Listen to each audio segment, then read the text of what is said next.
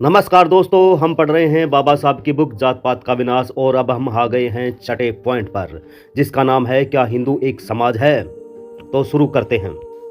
सबसे पहले हमें यह मानना होगा कि हिंदू समाज एक मिथक है।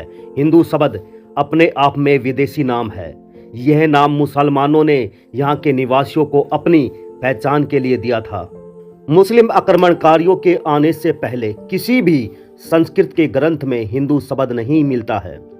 इसका एकमात्र कारण यह था कि उस समय के लोगों को इस नाम की जरूरत ही नहीं पड़ी, क्योंकि उस समय उनमें यह भाव ही नहीं था कि वे समान अधिकारों वाले समाज के अंग हैं। इस प्रकार के हिंदुओं के समुदाय को एक संगठित समाज नहीं माना जा सकता। वास्तव में देखा जाए तो यह जातियों का समूह मात्र है। इसमें हर एक जाति अपने ही अस्तित्व के प्रति सजग व सक्रिय रहती है और अपने अस्तित्व की रक्षा करना इसका एकमात्र व अंतिम लक्ष्य है। समुदाय में रहते हुए भी हिंदुओं में संघ भावना नहीं पाई जाती है, अर्थात हिंदू समाज को जातियों का संघ भी नहीं माना जाता। किसी भी जाति को यह एहसास नहीं है कि दूसरी जातियों से भी उसका कोई संबंध है। बस केवल हिंदू मुस्लिम दंगों के समय तो सब जातियां एक हो जाती है, बाकी समय में ये हर जाति अपने आप को दूसरी जाति से अलग रहने और अपनी पहचान अलग बनाए रखने की पूरी कोशिश करती है। ये जातियां ना केवल अपनी ही जाति में ही खान पान और शादी विवाह का संबंध रखती है, बल्कि बहुत सी जातियों ने तो अपना एक अलग पहनावा व रहन सहन भी तय कर रखा है ताकि वे दूसरों से अलग दिखें। भारत में विदेशी सैलानियों का मनोरंजन करने वाले असंख्य तरह के पहनावे देखने को मिलते हैं। उनका कारण भी यहाँ बहुत सी जातियाँ होना है। सच्चाई तो यह है कि एक आदर्श हिंदू वही है जो चूहे की तरह बिल में रहने वाले उस चूहे की तरह है जो अन्य लोगों के संपर्क में आकर मेल मिलाप नहीं करना चाहता।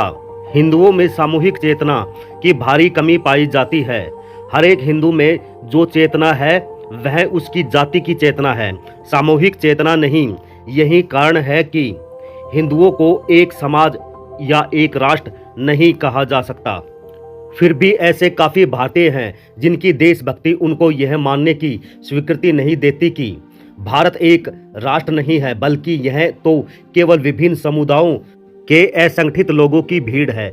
वे इस बात पर जोर देते हैं कि ऊपर दिखाई पड़ने वाली अनेकता के पीछे आधारभूत एकता है जो हिंदुओं के जीवन को प्रभावित करती है। यह एकता पूरे भारत में हिंदुओं की आदतों, रीति रिवाजों, परंपराओं, आस्थाओं, विश्वासों और विचारों की समानता में व्याप्त है। लेकिन इसी के कारण इस नतीजे पर नहीं पहुंचा जा सकता कि हिंदू एक समाज का निर्माण करते हैं। ऐसा सोचना किसी समाज के गठन में आवश्यक अवयवों को समझने में गलती का परिणाम होगा।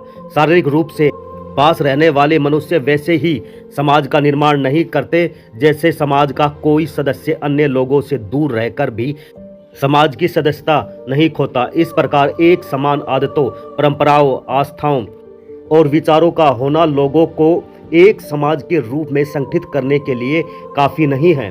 वस्तुएं केवल भौतिक रूप से ईंटों की तरह एक से दूसरे इंसान को दी जा सकती है। इसी प्रकार एक समुदाय की आदतें और परंपराएं, विश्वास व विचार दूसरे समुदाय द्वारा अपनाए जा सकते हैं और इस तरह दोनों में समानता का आभास हो सकता है। बिखरने से संस्कृति व सभ्यता का विस्तार होता है और यही कारण है कि विभिन्न आदिवासी कबीलों में परंपराओं, आदतों, आस्थाओं व विचारों में काफ़ी समानता मिलती है। चाहे वे एक दूसरे के पास में नहीं रहते हैं, लेकिन इन समानताओं के बाद भी इन आदिवासी कबीलों का एक समाज नहीं कहा जाएगा। इसका कारण यह है कि केवल कुछ समानताएं एक समाज की बनावट के लिए काफ़ी नहीं है।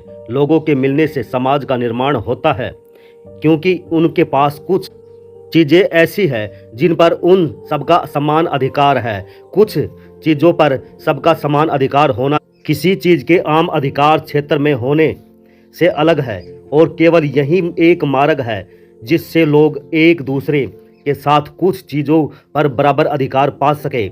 यह मार्ग है आपस में एक दूसरे से जुड़कर रहना, सभी का एक दूसरे से संपर्क बने रहना।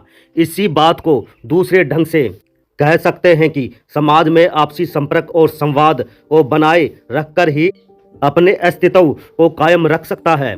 ठोस बात यह है कि यदि कुछ लोगों के आचरण दूसरे लोगों के आचरण के समान है तो यह काफ़ी नहीं होगा। समानांतर व्यवहार चाहे समानता लिए ही क्यों न हो, लोगों को एक समाज में बांधने में सक्षम नहीं है।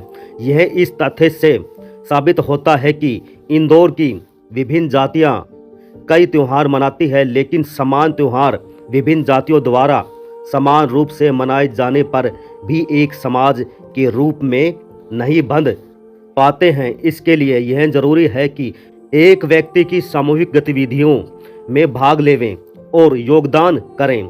इससे दूसरे को भी प्रोत्साहन मिलेगा।